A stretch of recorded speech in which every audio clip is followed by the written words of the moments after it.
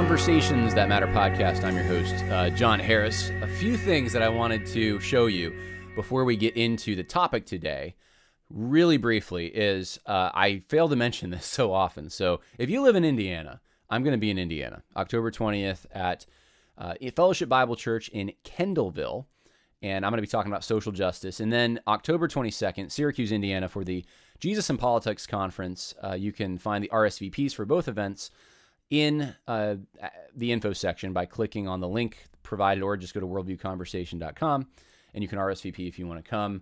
I'm going to be talking about rebuilding from the ruins. What do we do now that we've seen all the carnage that's come from social justice and other things, really? But how do we rebuild a robust institutions? And so it'll be profitable. It's stuff I haven't talked about on the podcast. I'm going to be talking about.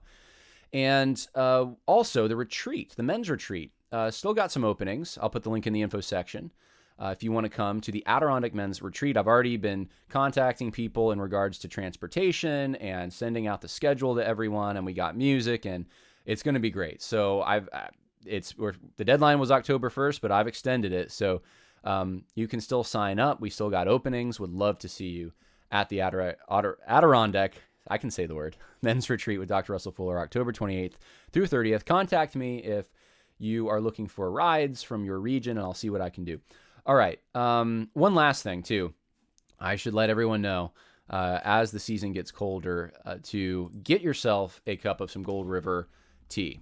Gold River is a company that shares your values. It's not a company that hates you, which many companies do. I hate shopping at places that hate me and hate my God and hate the Bible and hate the values that I believe in. Gold River's not one of them. They're pro-America, pro-Western Civ, pro-Christianity. And you can go to goldriverco.com, type in the promo code conversations, and if you type in that promo code, you'll get 15% off your order. They got their pumpkin spice tea out there right now. If you're in a warm climate, you can still get iced tea if you want. Where I am, though, you're not drinking the iced tea. You're going to want to go get some of either the 1776 breakfast black tea, if you're patriotic, or my favorite, I think, it's between these two, but I think the peppermint green tea edges out the gunpowder green tea by just a little bit. So if you want a good tea, I would recommend getting either that one or the pumpkin spice, but they're all good. They have chamomile, and like I said, put in that promo code conversations at checkout to get 15% off your order today. So goldriverco.com, Gold River Tea Company. Now, let's talk about the subject for today. This is going to be a little open-ended. This is a montage or a compilation I made of various clips from a panel discussion at an Acts 29 event in 2017. So kind of a blast from the past here, going back 5 years. And the reason I'm playing this is because I've been doing some research into Acts 29, and man, they really have bought into a lot of social justice stuff, unfortunately. It is unfortunate, it really is. And with this particular panel, I see this as kind of, there was a moment, it was a seminal moment. And there's moments that I can think of that are important for this whole debate in social justice and Christianity. In 2018, there was 3 of them. There was the Southern Baptist Convention had Resolution 9, which endorsed critical race theory as an analytical tool. That passed. You had T4G and David Platt's preaching about disparities and how you're guilty if you're white because you don't care enough about the lack of diversity in the room. And then you also had the MLK 50, which showed that Southern Baptist seminaries and the Gospel Coalition were putting on really what amounted to a political event. The gospel was compromised at the event in Russell Moore's speech, and it became a left-leaning political event. And so people were waking up at that point, some people saying, what's going on? Well, I think that happened a year earlier in Acts 29 in the Church Planning Network. And this was the event that some people who were there at the time thought, wow, something's wrong. And if you want to see the whole discussion, go to the link in the info section. There's also a link to this particular montage. So this is, I think, like 20 minutes long, if I'm not mistaken, which the whole thing is over an hour. So I couldn't really, in one episode, do an hour. Actually, this is only 14 minutes. So I've broken it down to 14 minutes. I'll fill in some gaps, but This is what was happening in Acts 29 in 2017, and it's still to some extent happening. Some of the people on the stage here are still like Eric Mason and Thabiti Anabwile. I can't speak for the others, but they're still advocating the same ideology. And Acts 29 hasn't deviated from this.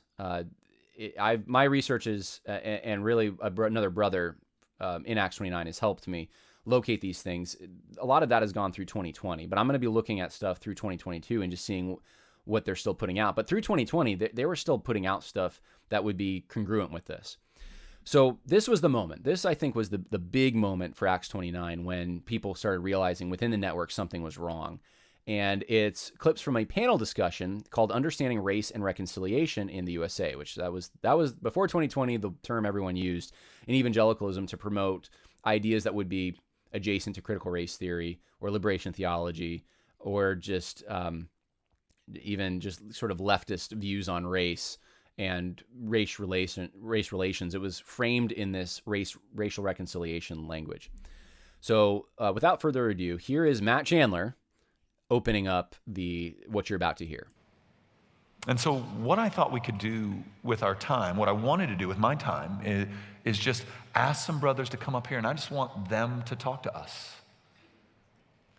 Because how they feel matters, and how they see matters. And we are not, I'll say it, I know it, we are not in a position to understand. So we must try to seek it. I cannot, with the education I have, the background I have, and life experience I have, be an expert in this space. But I can say that I'm not, and I can try to learn. I want you, as we have the conversation today, to kind of look for these things in your heart. If when our brothers are speaking, you begin to think in your mind how you could explain to them of why they shouldn't feel that way or why they shouldn't think that, I would just flag that in your mind as an example of what I'm talking about. Because I think when you go, oh, let me try to explain to them why they shouldn't, that's just bad pastoral ministry at any level. Privilege is a real thing. All right, so the way that Chandler frames this whole thing from the beginning is if you're in the audience, picture yourself as you're in the audience. This is, I believe, at a pastor's conference.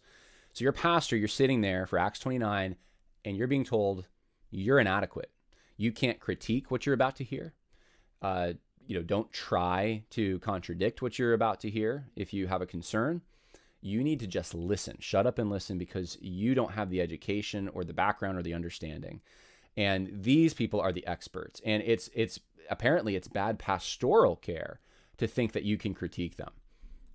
You need to just listen. And this is, you're going to hear this sort of standpoint theory stuff come up later on, where you can't critique someone who doesn't have your experience if they have a quote unquote oppressed experience, because of the nature of their, in this case, ethnicity, but it could be gender, it could be other factors. All right, so that's how the whole thing is framed. And then you hear, you see here, I think this is Lacone Crump talking first here, and he is making the point, he's making a point about white privilege. And so let me back it up a little. It's called privilege. When you can look back and say, well, we're Irish, here's our seal, here's our crest, here's our family, and you have 13% of the population that, for the most part, cannot do that. That's privilege, and that's what it's like to be a black man in America.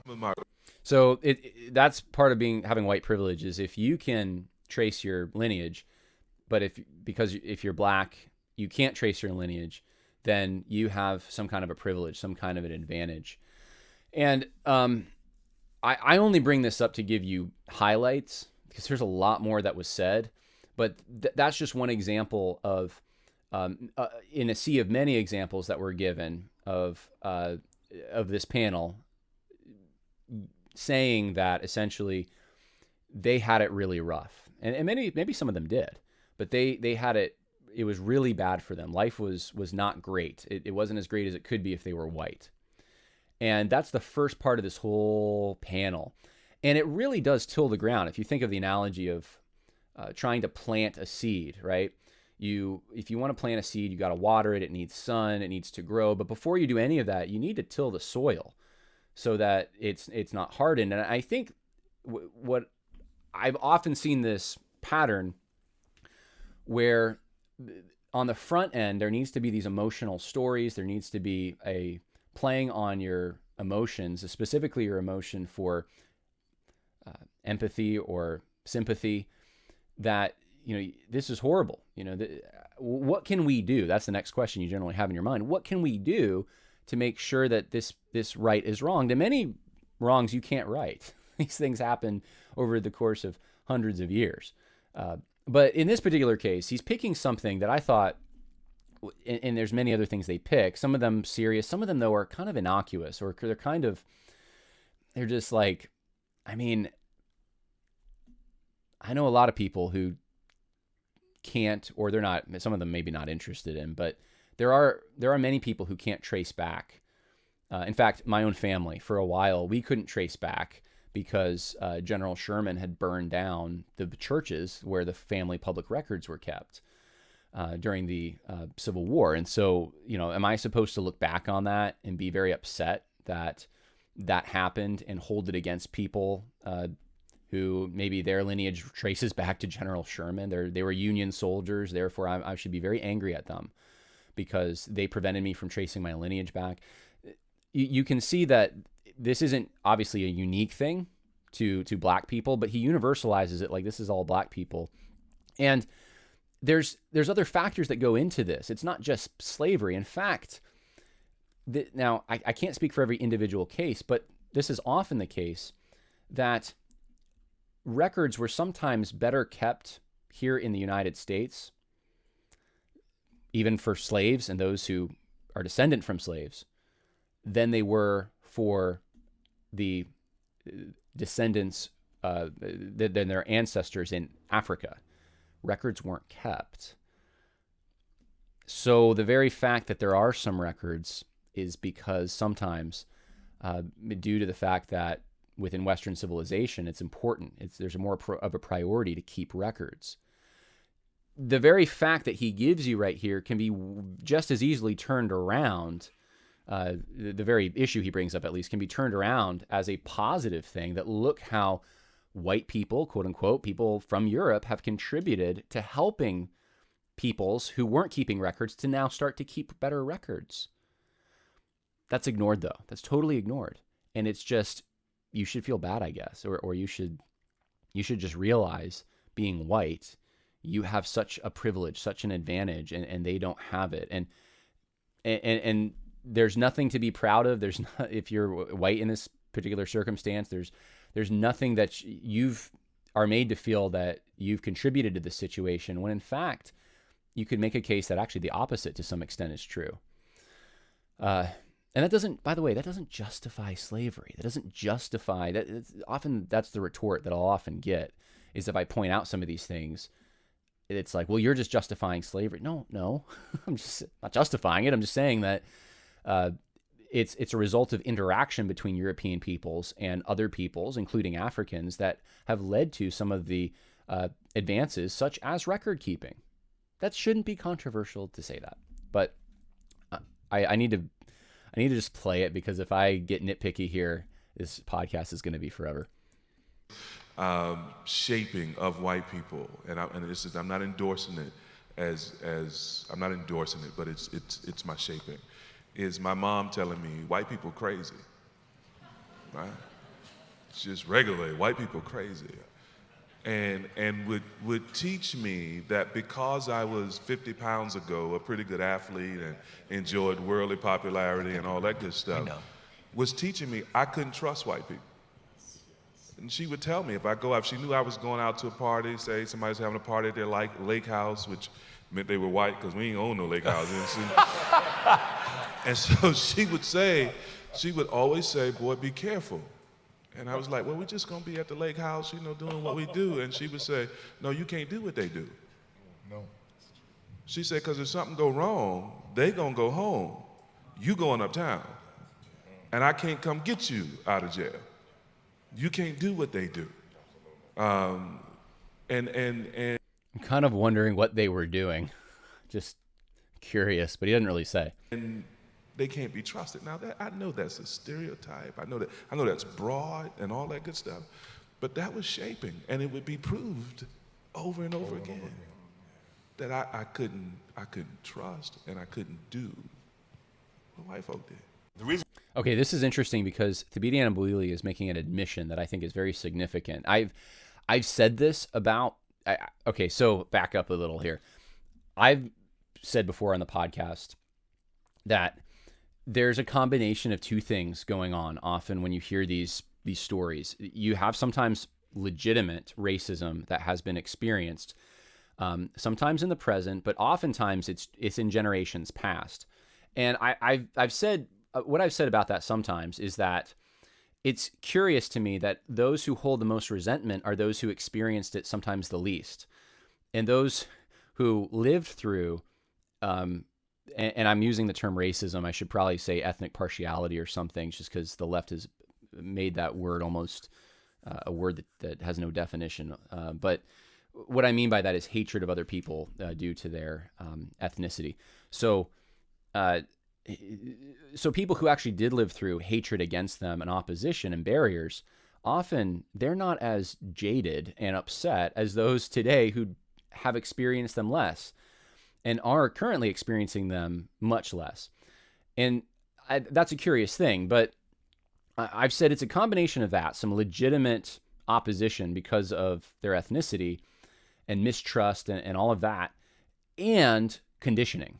That there's oftentimes I sense a conditioning because I'll meet people, even in college ministry, who it's like their examples of suffering racism are like, well, a woman clutched her purse once when I walked in and I noticed it. And I'm like thinking, let's just assume that's all true. Really? That's the thing that's causing you to have so much opposition to Donald Trump and a fear that you're going to be lynched or something? Like, really that?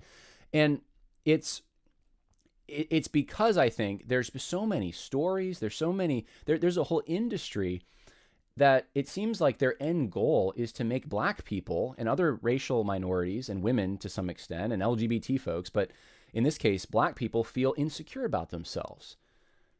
Like they are viewed by everyone else as less than, that they can't do the same things. They're going to be treated differently. And for people who haven't experienced those things, they live vicariously through the experiences of others. That's the conditioning, or it's just suggested to them. The police are going to do this. And so I've seen that just in my generation and the generation under me, where I'm like, well, you didn't go through. You're talking about, you're reaching back to slavery, which ended a long time ago, to justify the hangups you have today with and mistrust you have for white people. That's an odd thing. Don't you think that's an odd thing?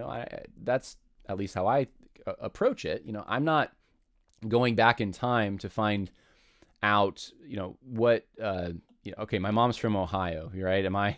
There's a rivalry between Ohio and Michigan, and sometimes it gets pretty zesty. Like, and maybe you're saying, well, that's a stupid example, John. Well, maybe it is. But I got some diehard Ohio fans in my family. Like, I'm not reaching back to find mistrust for Michiganders. I'm not reaching back to the Civil War times to try to find mistrust, let's say, for, I have soldiers on both sides of my family, but the Harris line, it comes from the South. Am I going to have mistrust then for people in the North? Do I have a mistrust for Anglicans because of what my Puritan forefathers, Presbyterian forefathers went through? You see where I'm going with this. And you can do that. Any group can really do that, depending on how far you want to go back. I mean, you could be Hebrew and say you don't trust Egyptians because of thousands of years ago what they did to Hebrews. So it's not the way that everyone lives. And I'm not trying to say that in all situations or all scenarios, it's not understandable. There are certain scenarios where it becomes understandable, but it's in our day and age, often it's a lot of conditioning contributes to this. And when Thabiti mentioned that, I just thought to myself, well, that's part of it. There's some conditioning going on there. So he wasn't arrested at this, I don't know if it was a drinking party or what he was at, but he wasn't in trouble. He didn't get in trouble, but his mother telling him that it's going to be different for him was what conditioned him to, and that's what he says. It was formative for him. It formed the way he viewed white people in general. And later on, you're going to hear them talk about these cultural lenses we all have. So what's interesting to me is Thabiti at the beginning says, I don't endorse this, but this is part of my shaping. It's part of, and then later on they're saying, well, you have all these cultural lenses that you read even theology through. So if this is part of Thabiti's shaping, this is part of his lenses, part of the way he views the world, part of the way he thinks of white people, was these impressions, this conditioning he got from his rearing, then how does he transcend that? How does he transcend that? What you heard from Matt Chandler at the beginning was, and he's talking to a room of mostly white people, that you can't understand what you're about to hear. You can't criticize it. Because guess what? You're trapped. You're conditioned in your white, quote unquote, culture, whatever that is. You're going to hear that even said again later on in this. And my question is, Thabiti here admits that there's also a conditioning that he has. How does he transcend that? Are we just all trapped in our cultural boxes? Is that, because that's the impression you get after listening to this. You could very easily at least get that impression. And I would like to suggest there's objective truth. There's ways of navigating these things. And even if you've been told things and you've experienced things, you can transcend those things. And times have changed, if you haven't noticed as well, since Thabiti was a child. And that doesn't have to color your whole perception. You can overcome those things. So, especially in the church, you would think. So anyway, let's keep going with it. Well, I got my doctorate degree, to be honest. Why I did a hard master's degree and a doctorate degree was so that people in Christianity would at least respect what I have to say because of my degrees. Amen. Which that's why I got them. Not just to get a biblical education, but because I believe I have dignity, and I wanted my theological education to communicate that dignity even before people met me. And sometimes I've been confronted with the fact that I am still a nigga with degrees. And so I'm working through a lot. Okay, so this was a video published by Acts 29.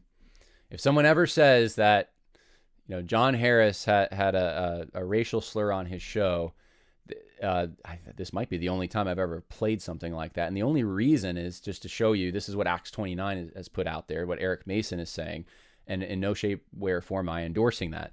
But the deeper point here that Eric Mason is making is sad to me.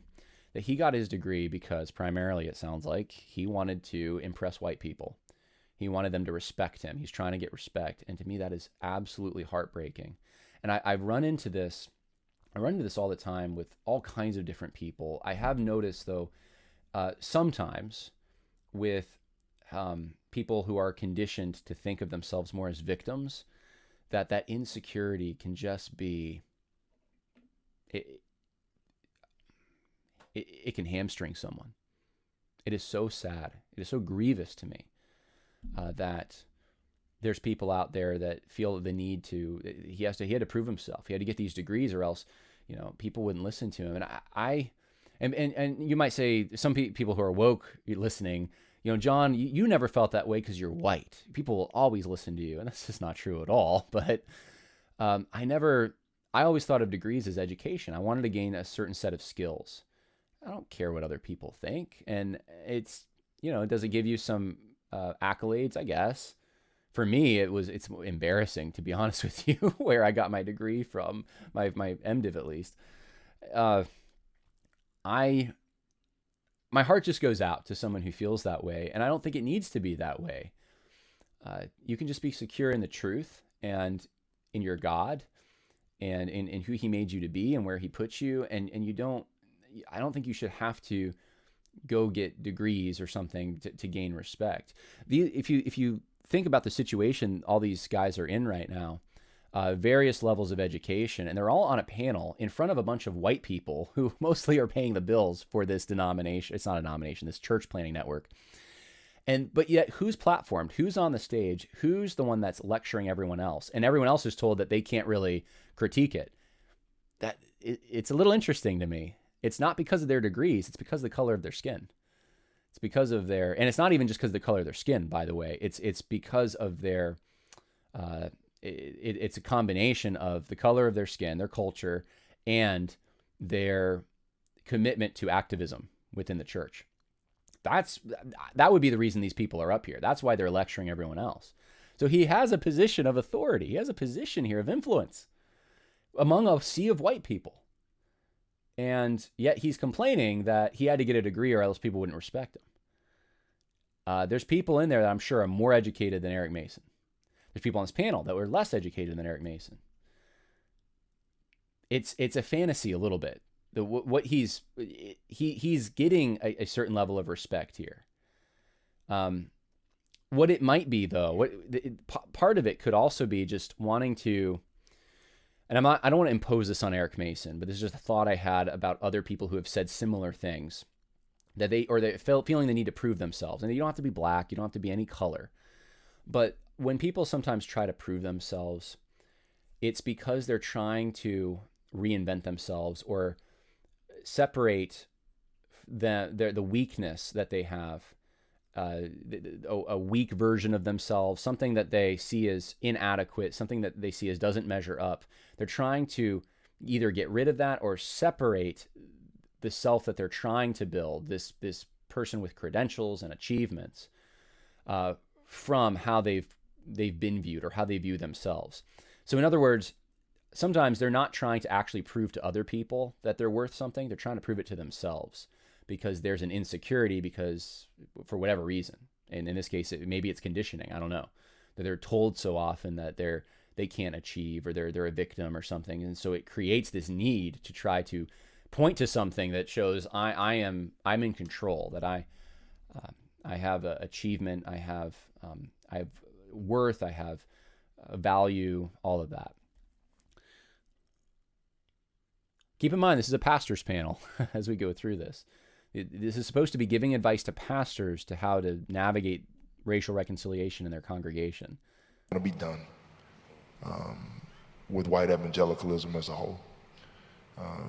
Because for the few brothers like yourselves, there's been 1,000 to tell me otherwise. When you have... Okay, so in the context here, he's saying the panelist, and I believe that panelist is Lacone Crump again.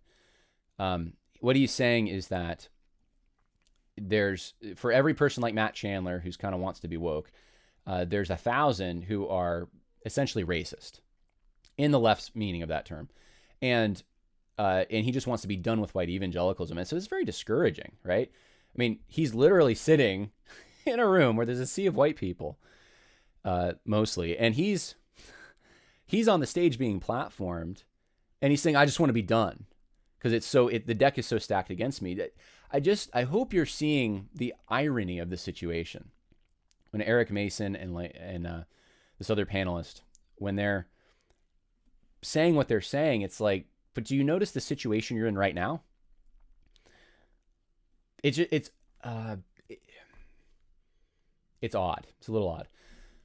But that's how he views white evangelicalism. It's just characterized by racism. I mean, that's a pretty bad ratio, right? There's only two people to every 1,000 that aren't, I guess, racist in some way.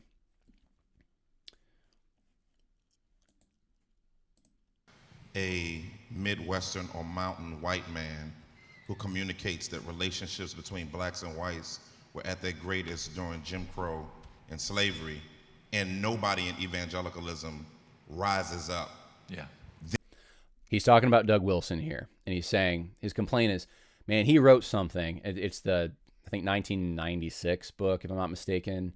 I think it's called Slavery as It Was, something like that. But Doug Wilson co-authored it with someone else.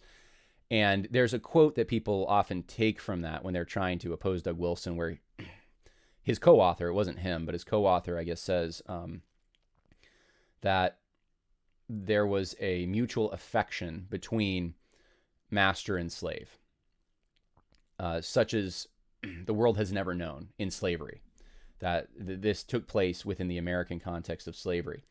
And then they go through and they try to, they demonstrate it. That's not the thesis of the book, as I recall, but that's the demonstration that they give is, I mean, they quote from a book called Time on the Cross by Stanley and Angerman. They quote from Eugene Genovese, I believe, if I'm not mistaken. They quote from slave narratives. There's a lot of information that I think they draw upon to try to make that, the co-author to make that charge. So Eric Mason botches the quote, first of all, and because he's extending it to Jim Crow, which that wasn't part of it, and saying that race relations were never better. And that's not what was said. So he's already, this is a misrepresentation, but he's talking about Doug Wilson. He's also calling him a Midwest or mountain man, which I think he's from Maryland and he lives in Idaho. So but that's inconsequential. But anyway, he's using that as a Midwestern person or a mountain person. They don't live among black people, I guess. That's the only reason I can think of for him bringing this up. So he must not know. But he grew up, I believe, in Maryland, and he was in the Navy. So I doubt that would be the case, that he wasn't around black people. And to communicate that the historicity of well-known historians, the etymology, the ontological development of history is off, and to begin to say, nah, slavery wasn't bad as Negroes make it to be. Yeah. Like, that's correct. Like, that's correct. That's, I mean, that's, why, I mean, that is, I don't even know where to put it. You know what I'm saying? And then when you call yourself a Confederate, but then you see. All right, let's stop here. So Eric Mason's critique is that Doug Wilson, that's who he's talking about here, went back, or no, he's innovative. He's contradicting all the historians and the sources and even what black people say about slavery experience. And it just makes me wonder whether he's read Black and Tan, he's quoting Frederick Douglass. He's quoting slave narratives in his writings on the subject. In fact, if you go, I recommend this all the time. I say, look, read primary sources. I agree actually with something Eric Mason's saying here, which is go read the people who experienced slavery. Read what they said about it. We've read slave narratives on this podcast on multiple occasions. And I've read negative experiences. I've read people who had experience that they didn't consider negative. But if you read the slave narratives, and I'm talking, and there's multiple slaves narratives, but the one specifically that the Works Project Administration did, the study they did in the 1940s, where they found elderly slaves and interviewed tons of them, the vast majority of the accounts really don't have anything negative to say about slavery. Does that justify slavery? No, I'm not saying it justifies slavery. I'm just saying that's, as a historian, you have to deal with that somehow. You have to interpret that. These are actual slaves that lived that life, and it's what they said about it. And some of them would talk about missing their masters, looking forward to seeing them in heaven. I mean, this stuff really existed. You'd think today, if you just absorbed what Hollywood and the academia is telling you, that none of that ever happened. But it's a little more complicated than the ideological interpretation that we're given today. It's not even worthy of the term interpretation. It's just, it's false. It's monolithic. It doesn't take into account all the various facts that would lead to a complete paradigm. It's memory studies. It's revisionism. But yet the accusation is that Doug Wilson's the revisionist. Because I'm familiar with the sources to some extent, and I've had to read extensively on slave conditions and all of that for my history studies, my bachelor's, my master's. This is something that I'm not taken in by, because I know the sources that that are being drawn on to make the argument, which Eric Mason's kind of misrepresenting here. But I'd be curious, what specifically, what historians, what arguments, or what specifically what people are being contradicted here in innovative ways. But this is an accusation Eric Mason is making against Doug Wilson. Proclamation document that fundamentally and doctrinally, when you call yourself a Confederate, you're basically fundamentally saying you want subjugation. And so nobody publicly in Christianity, except for Thabiti, which it came from him, but it should have come from the other side. Like there needs to be, like we used to say in the 80s, bum rush. Okay, here's what he's saying. I'm familiar with the situation to some extent, at least. Thabiti and Abwile and Doug Wilson had it out online. And I think, so I'm not sure if he's referring solely to that or to a private confrontation, but there was definitely some kind of a confrontation there. And Doug and Thabiti met. I think Don Piper kind of facilitated whatever the meeting was. And Doug Wilson has referred to himself as, people accuse him of being a neo-Confederate, and Doug Wilson says, I'm more of a paleo-Confederate. There's a video online of it. And my point in bringing all this up is not to defend Doug Wilson on all this stuff. It's to clarify and correct and set the record straight, because Eric Mason's attacks are at best sloppy, and at worst there's lies in them. It's so inaccurate. So Wilson specifically says that it's because he believed that the Confederacy had a constitutional point. What would that be? Well, about secession.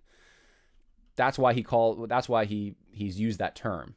Well, Eric Mason is now saying that it's connected to really racially insensitive views that Doug Wilson has, and he's about to make the point that it's up to white people to keep Doug Wilson in check, to confront Doug Wilson, as if that hasn't happened, right? There's tons of white people who have done this. But Eric Mason makes out like white people wouldn't actually go after Doug Wilson, which to me is funny, because that Wilson's had a lot of white people go after him. And it was up to Thabiti and Abwile to confront him, and that shouldn't be. So this, and again, this is to an audience of white people that basically you got to police yourselves. You got to police these bad boys, Doug Wilson being one of them. Yeah. Like, that means rush to the forefront. Like, we need whites who get it to like say, like, you gotta, like, because for me, I'm battling apologetics in my neighborhood because they view Christianity as apathetic towards race. That's it. Why do they view it? Why do they view it that way? That's the question I have. Is it because they've endured slavery? Is it because why is it that they view that way? Is there conditioning involved? Is there a narrative about Christians that isn't fully accurate?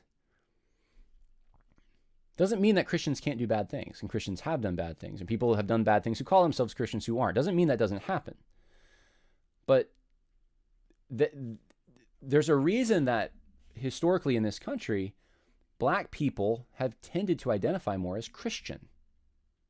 Why is that? Have you thought about it? Have you wondered why did that present state of affairs come to be, that black people, even people who their lives don't seem to look like they're Christian, but they still are culturally Christian? If it's such a racist religion, if it's so oppressive to minorities, if it's white supremacist, if that's what Christianity is, when did that idea start taking place? It couldn't have been a long time ago. It couldn't have been when black people were converting to Christianity. When was it? When did that happen? When did that take place?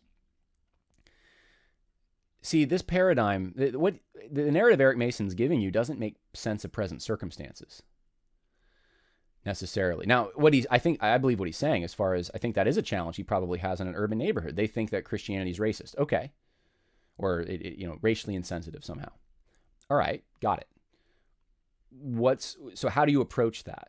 If Christians are actually being racist, and that's what Christianity people are doing in the name of Christ, then you need to correct. Here's what the Bible says. Here's what they're doing. Right? If they're breaking God's law, let's say, you need to. They're breaking God's law. They don't represent Him. If it's conditioning, though, if it's that half truths and lies are being spun, then That needs to be confronted. And depending on how you analyze that situation is going to determine how you approach it when you're in those conversations. I would submit to you, I think there's a lot of conditioning going on. And the existence of the black church, of black Christians in the United States, is one of those things that proves that there's conditioning going on. Because if they all thought Christianity was racist, and that was a barrier to prevent them from being Christian, then how come that became the number one religion? And these are people who came from places in which they would have been practicing animism, mostly. And they didn't all just keep, I mean, there's still, some of the Gullah peoples practice hoodoo, and there's some of that stuff still exists, but in large part, there was a heavy influence of Christianity and conversions that have gotten rid of a lot of that. You know who's trying to bring it back into the black community? Black Lives Matter. They're trying to bring the witchcraft stuff back. They're trying to go back to Africa, to the pagan religions, and bring those back as if those are authentic. And we've been oppressed, as if black people are forced every Sunday to get up and go to church. I'm sorry, no one's forcing them to do that. There's a reason that many of them are doing that, and and history answers that reason. I don't think Eric Mason's narrative makes sense of it, though. So when we still put on our textbooks white church fathers who were African, when we hear foolish, I've never heard that before. And we don't even categorize theologians that way generally. He's probably talking about Augustine or something, Augustine of Hippo, because he's in northern Africa. Oftentimes woke people try to make it out he's an African theologian. Well, he would have been, yes, he would have resided in Africa, but he wasn't in sub-Saharan Africa. He wasn't black.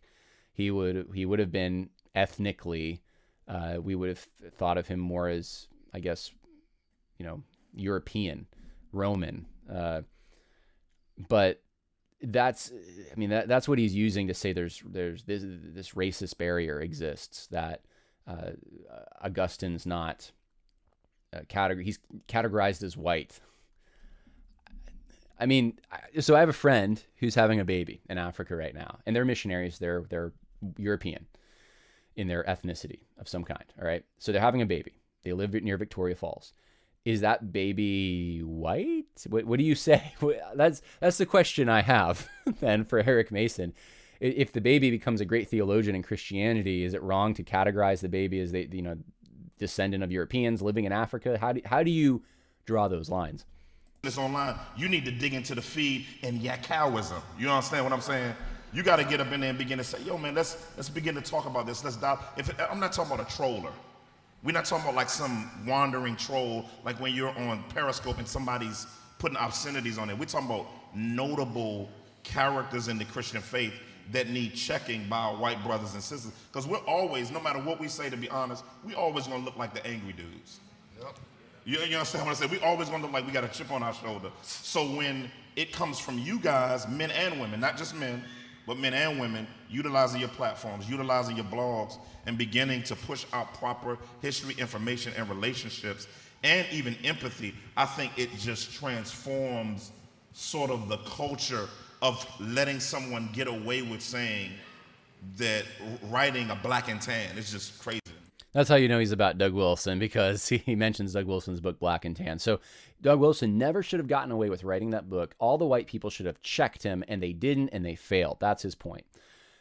There's a lot of white people, though, that have opposed Doug Wilson in that, so it's not accurate. But that's his point. And so it's motivating the room full of pastors, who mostly would be white, to go out and be activists. That's what this is doing.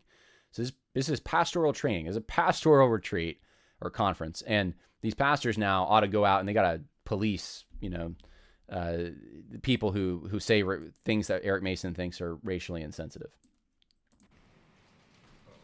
I get a lot of requests for help me know what to read. How do I grow? And I think it comes from a well-meaning place. So I don't want to pour water on it, except to say, take control and responsibility for your own remedial education. Yes. We can't be sort of always developing a bibliography for you, especially when you have research skills. Can I pause you real quick here? Because there's a principle tied to it. Can I speak freely? That was a joke. I was going to say, thank you for, yeah. It is the numinous negro principle. You see it in Bagger Vance. You see it in the Green Mile. Now, of course, this is language you've probably never even considered. But there is a history of the elevated, magical Negro that comes along to fill out the worldview of the well-meaning, seeking white man.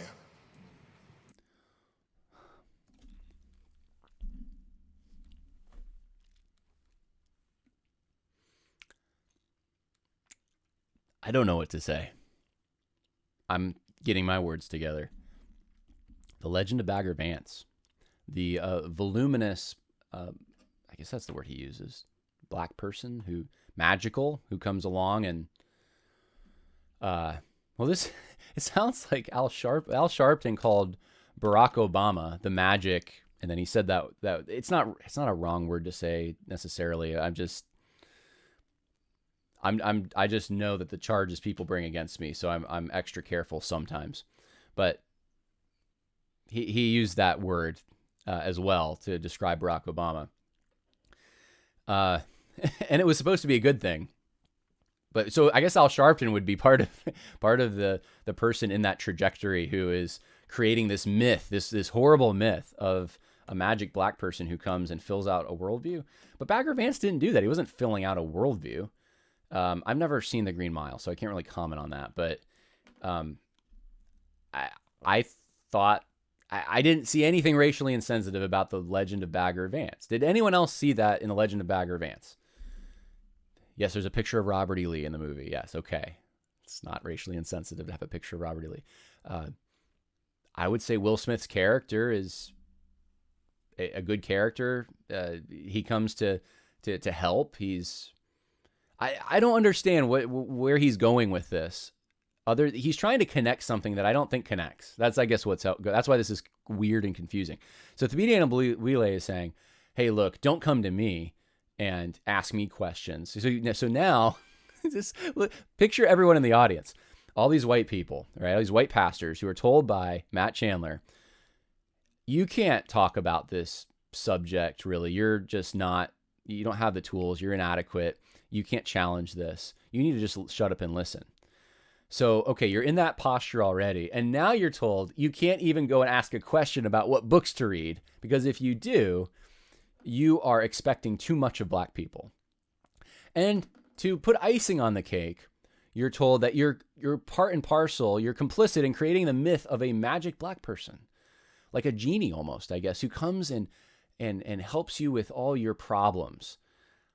And it's not fair to do this to black people. I don't know what to say. I mean, I'm very offended by the Lucky Charms. Was it an elf? I don't even know who. A leprechaun. Very white. I have Irish in me, man. You eat your Lucky Charms, and I'm very offended by that. And Gandalf the Wizard, I'm very offended now that you think of white people specifically as, come on, really? This is the whole narrative that idea, I've heard this before, about the white savior, right? There's a lot of people influenced by critical race theory talk about the white savior complex and stuff. The white person who comes and saves the black person. That's not right. White people shouldn't be going and saving black people, I guess. And apparently black people shouldn't go and save and help white people, because that is being imagined. So can white people ever help black people, and can black people ever help white people? I'm really curious to know. Is there any way of transcending these boxes? Because this panel is a joke. They're just putting more barriers in front and sowing more mistrust between people groups by doing this. Now you can't even ask them a question without feeling like you're somehow patronizing them. Man, I mean, goodness gracious. If you want to ask me a question about what I think or what would be helpful, feel free to ask. I don't have time to answer everyone's questions sometimes, but goodness gracious, I don't think that that it's offensive for you to ask me a question. Jesus received questions. The apostles received questions at times. There's nothing wrong with answering a question. If you're a good teacher, you're going to answer questions. Okay, I'm getting worked up. These are pastors, though. These are supposed to be the people that you go to with questions.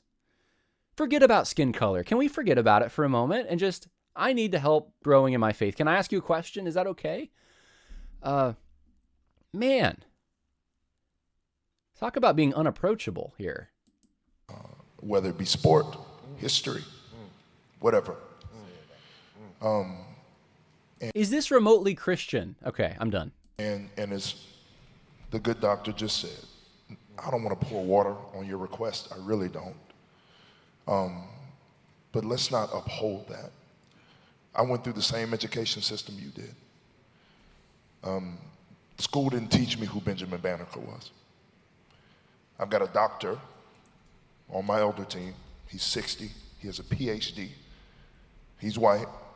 He didn't know who Benjamin Banneker is. Benjamin Banneker designed Washington, D.C. He's an African-American man.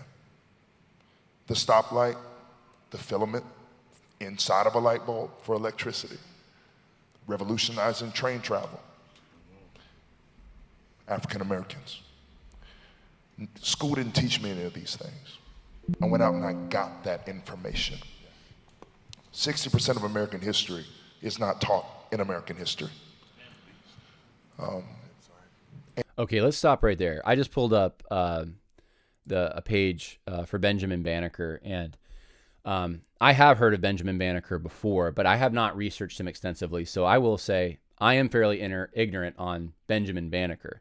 But this is, all right, so Wikipedia. So we don't, you get points are taken off if you submit a paper and Wikipedia, you cite Wikipedia. But in general, on certain politically correct things, they tend to lean left. Let's say if they're going to lean anywhere, they're going to lean left. They're going to lean towards giving Benjamin Banneker probably more credit. So I'm shooting from the hip a little bit here, but if you go to the page, it says this about him. He became known as assisting Major Andrew Ellicott in a survey and establishing the original borders of the District of Columbia, the federal capital of the United States. That's a lot different than designing Washington, D.C. It's a lot different than designing Washington, D.C. He helped, you could say, he surveyed, but you don't generally put assistant surveyors in a history book where you have limited time. And that's part of I have seen this so much with just the BLM narrative, unfortunately, that oftentimes what they do, they'll take people, they do this, let me give you another example real quick. Crispus Attucks would be another example of, like, you need to know about him. And in passing, okay, like I think that he was the first one killed at the Boston Massacre. Okay, sure. He's a black guy. So is there something significant about that? I mean, I guess, but he's specifically, he's highlighted specifically because he's a black guy. That's part of it.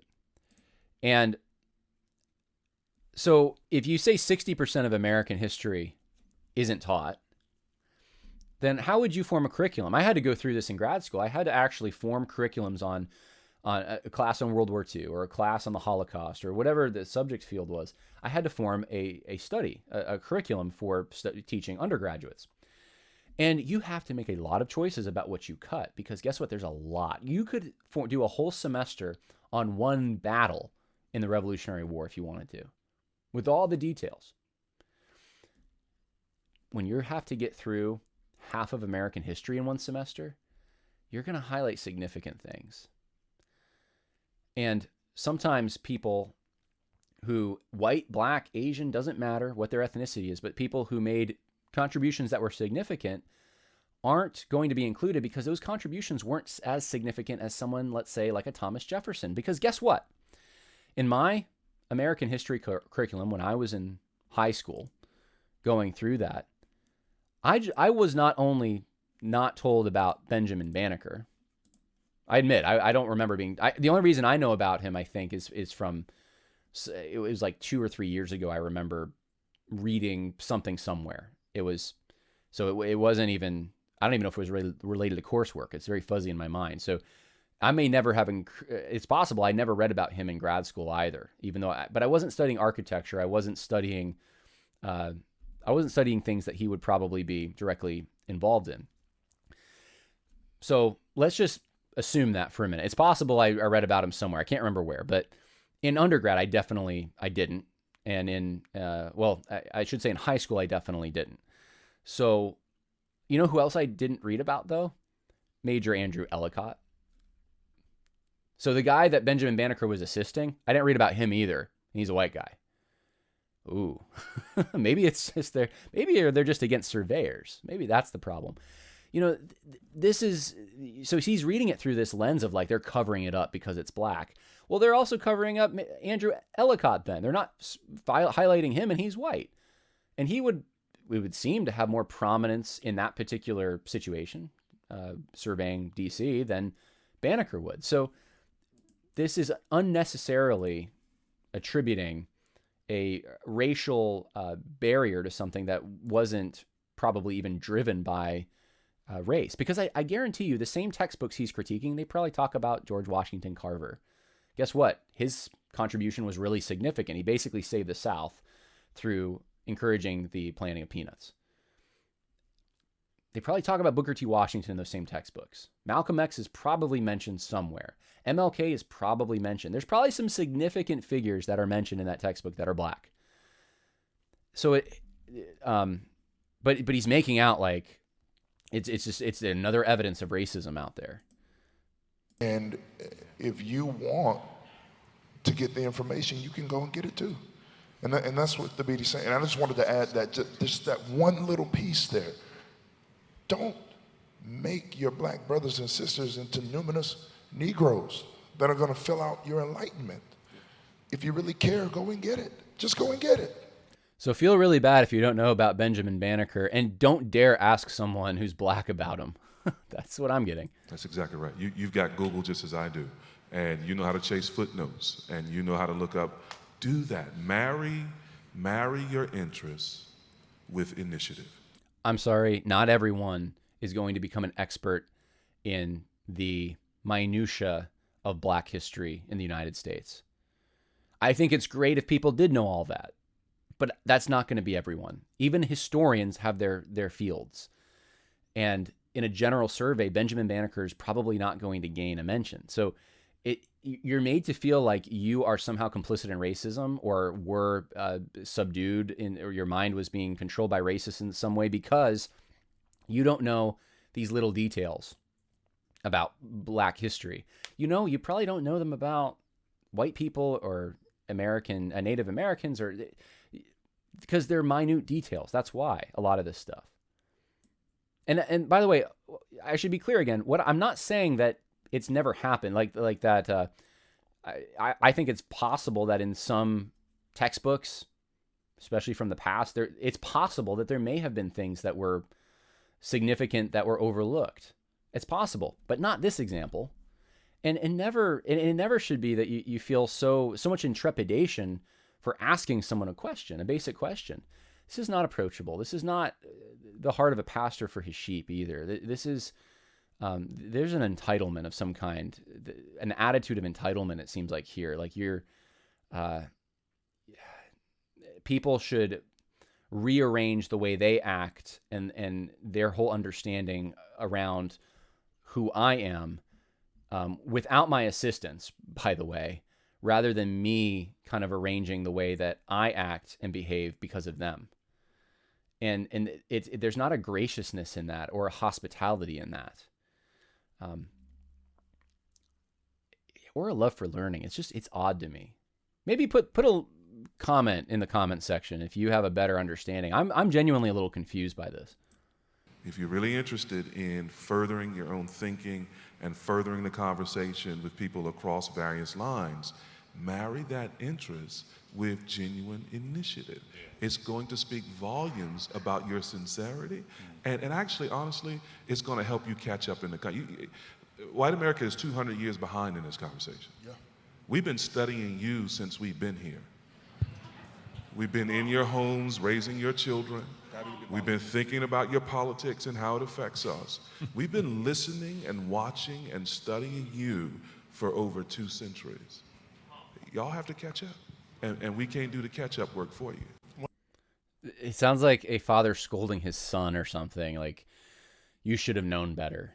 And why did you go and steal the cookies? You should have known better. There is, I think, something Thabiti is tapping into here, which is kind of a version of Marx's class consciousness. Now we call it standpoint theory to some extent, but there's a double consciousness.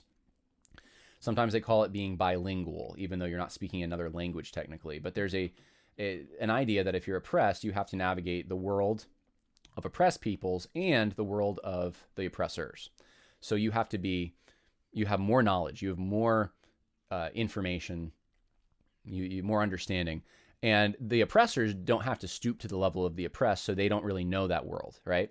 And that's how you get this idea that, well, if you're oppressed, then you know more, and you can lecture about social justice, and everyone else who's oppressor, white, has to shut up. And of course, that's counter-biblical. The Bible, you're not going to find that, of course. The Bible, it's the man of God, it's the wise person, it's the Berean who searches the scripture. It's truth is accessible, and there's not a barrier because of your ethnicity or something. Yet people who call themselves Christians, like Thabiti, will parrot this idea, and it's just wrong. As if white people haven't learned or benefited from, they haven't observed black people or other racial minorities. In fact, in America, a lot of that black culture, Southern culture, all kinds of different cultures have been integrated into American popular culture. Even our musical styles, rock and roll is a mix of rhythm and blues and country. So you have these integrations. You have the cuisine even that we eat, the food we eat. This has all been integrated in large part. Even before there was like legal integration in some places in the South, there was still a borrowing from one another when it came to certain cultural things. So art and film and there's all kinds of ways in which there's been exposure of white people to black people, and yet Thabiti's making out like it only goes in one direction, just black people observing white people, and so blacks, I guess, are experts on whites, but whites aren't experts of blacks, and they're 200 years behind. 200. So you have literally 2 centuries. We have not really made any progress in understanding black people since the time that Thomas Jefferson John C. Calhoun was walking the earth. Daniel Webster was around. Really? No greater understanding since in the postbellum period.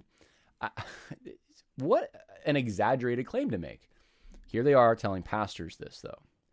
So talk about making people feel inadequate without really much in the way of a reason to back it up, evidence. Traps of privilege, and I know you're probably going to talk about it. One of the traps of privilege is that you get into a stream of thought whereby you think that black people don't matter.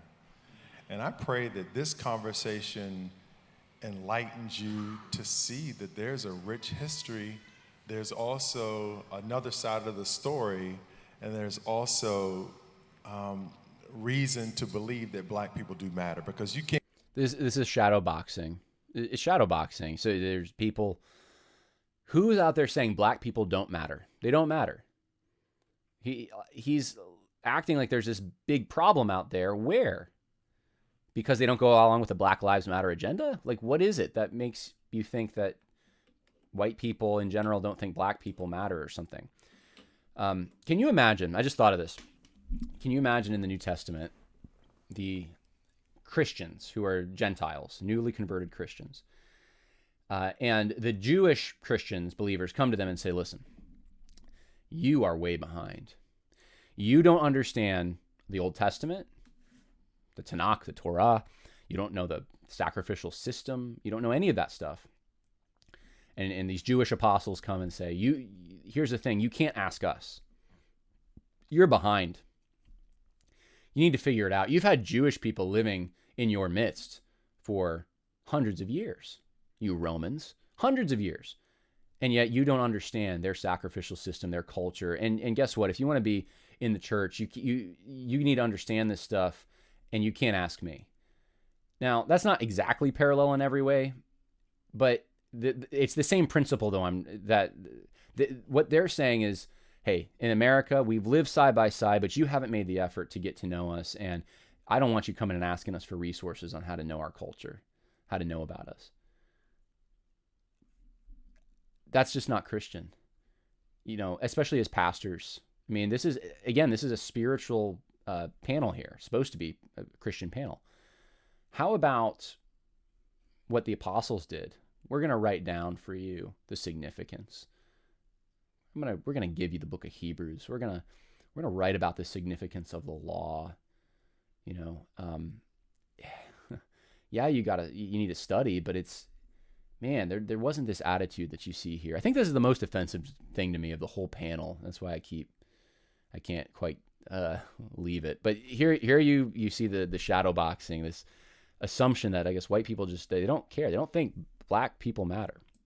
And I don't think anybody's going to be motivated to move into researching black history if they don't really believe that black people matter. So I think the gospel is the only thing that can, the gospel in the pure sense is the only thing that can help you see that all humanity matters. And in particular, in this conversation, black people. So here's how the gospel connects to it. Ready? The gospel convinces you people matter. Now, I can go with that. People matter. The Imago Dei means that people matter. We're made in the image of God. That's why we matter. Okay, that gives us significance. But all right, the gospel convinces people because Jesus came, died, as John 3:16 says, for the world.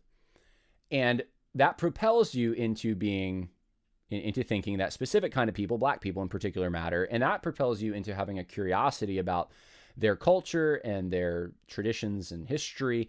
And then that propels you to, to becoming, to understanding those subjects. But what it can't do is propel you into asking questions of black people about themselves, I guess.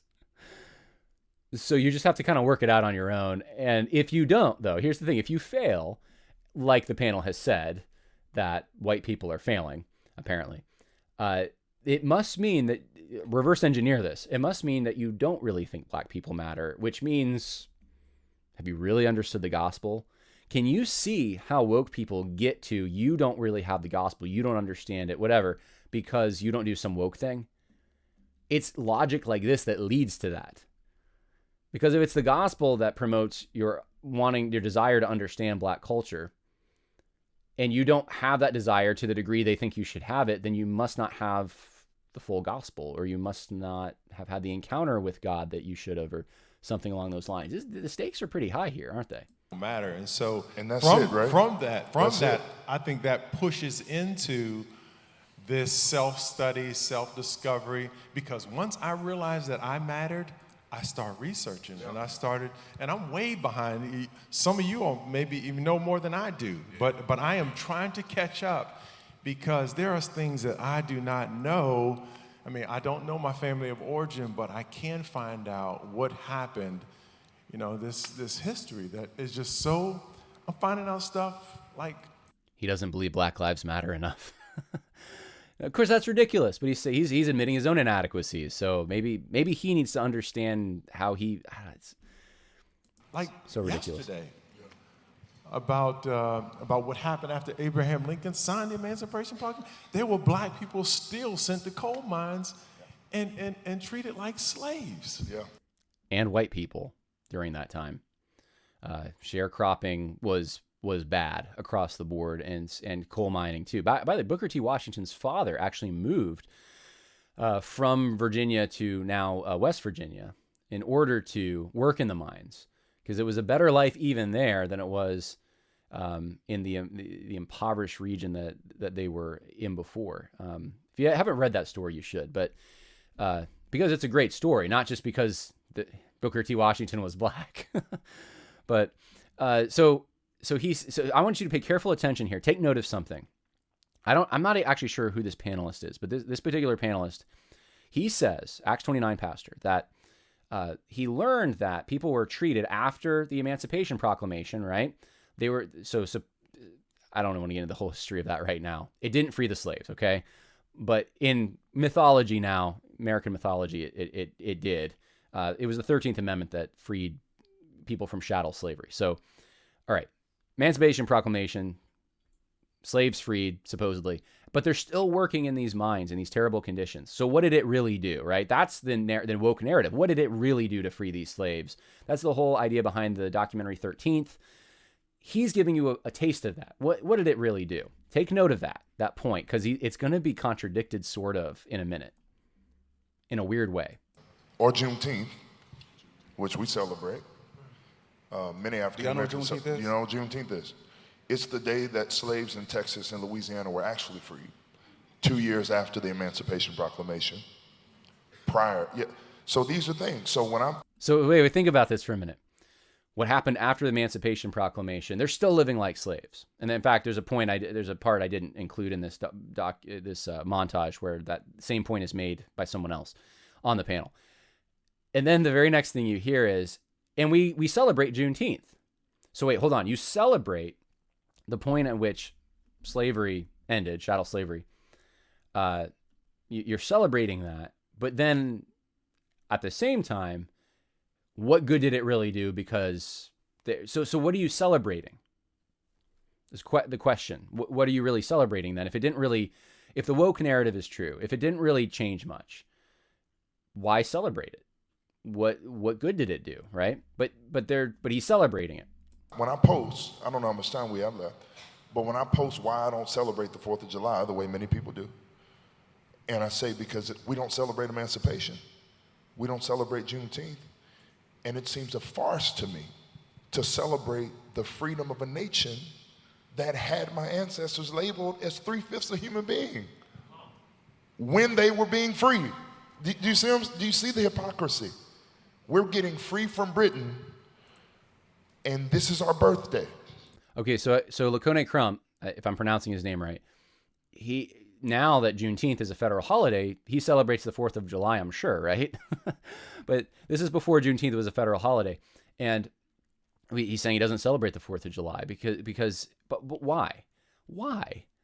I mean, does Crispus Attuck's life mean nothing? But about the slaves that, there were slaves who fought for the British, so people, ex-slaves. There were some ex-slaves who fought for the Patriot side as well. This is the thing that I don't quite understand. It's somewhat unrelated, because it's a legal separation from Great Britain that we're celebrating on the 4th of July, that we're no longer under the British. We have our own or our own, at that point, Articles of Confederation, but eventually the Constitution, our own legal documents, our own system, our own government. We have formally separated from them, and we won the war. I mean, that's what you're celebrating. It's not, it wasn't meant to be an egalitarian. I mean, this is still at a time when women aren't voting at this point in history. Should women just not celebrate the 4th of July? Native Americans didn't, this is before the Trail of Tears, so there would be many crimes or tragedies and things against fomented against Native Americans. Should they? Is there nothing in that for them? If you expand that whole event out, which unfortunately the left is the one that has done this, to mean just egalitarian freedom and equality or something, then yeah, you'll lose the meaning of the holiday. The holiday is about a legal separation from Great Britain, winning a war, and being independent. It's legal. It's national, if you want to call it that, independence. It wasn't about that. You don't go to other holidays and say, I don't know, Memorial Day. I'm not gonna. That's probably not a bad example to give. I don't know. It used to be you could take George Washington's birthday. Now you have to say President's Day, all the presidents. So it's so generic now. But I don't know. You don't go to other holidays, Christmas, Thanksgiving. That might be a good one to pick. You don't go to Thanksgiving and be like, well, at the point at which Thanksgiving was settled, Thanksgiving was happening, Typically, we think of the Pilgrims, and at that point, this was after 1619, so there was already a ship of Africans, indentured servants, that had come to Virginia, the coast of Virginia at that point. So we can't celebrate Thanksgiving because, what did we have to be thankful for? We were like, that would be weird. You're like, come on, man. Like, that's not what the holiday's about. And they're doing the same thing kind of with the 4th of July here. We're not going to celebrate it but that's not what the holiday's about. So, anyway, we just learned in the matter of 2 minutes, Emancipation Proclamation didn't really do all that much. People still enslaved, but yet it's good to celebrate Juneteenth, which is the Emancipation Proclamation, and the slaves in Texas who found out about it, even though it didn't free any slaves, and celebrate that, but don't celebrate the July 4th, because there were slaves at that time. I don't see how this doesn't destroy everything. This is an acid. This just eats everything. It's hyper focused on one thing: equality, political mobility, and anything that doesn't have these elements for Black people in them is suspect somehow. That's where this leads, and this is what's led to the defacing of monuments and the ripping down of history in general, and just all of that we've seen over the last few years, renaming of things. This is the kind of logic that has kind of led to that. It's acceptable to celebrate Juneteenth. It's not acceptable to celebrate the 4th of July, apparently. Or at least we should be suspicious of that. There's something racially insensitive about it somehow. Even though it's a categorical error. Except for you, because you're not fully human. You're not fully human. That's another, you're 3/5 of the person. You're not fully human. It's such a misunderstanding of what that 3/5 compromise was about. They weren't saying you're 3/5 of a person, that your value before God is only 3/5. It was for the purposes of representation. How do we count slaves? This is at a time when women couldn't vote. It was strictly for apportionment, and it was a compromise between the North and the South. So I did a whole show on the 3/5 compromise. You can go look at it if you're interested. With telling you to read books, you have a culture. The thing I had to learn as an adult is that white people have a culture and they don't know it. Yep. And they don't realize that culture informs the lenses through which they read. It filters, it's the filter through which you do your reading. So here's my appeal to you. Do not go into a closed room by yourself with your culturally informed lenses and read any book that they refer to you here, because it may do more damage than good. You may get to the back end of that book and say, everything I thought was just informed here because you read it through lenses that were not informed by someone who have lenses other than yours. You do theology according to your lenses. You have to actually interrogate whiteness. And so there's a whole genre of literature called whiteness studies. Read in that genre of literature to be interrogating your own lens. All right, so you shouldn't ask us for recommendations. Here's all our recommendations. Go read whiteness studies. So you're basically in critical race theory land at that point. Go to Amazon and let the world tell you what would be good for understanding race relations. Read whiteness studies.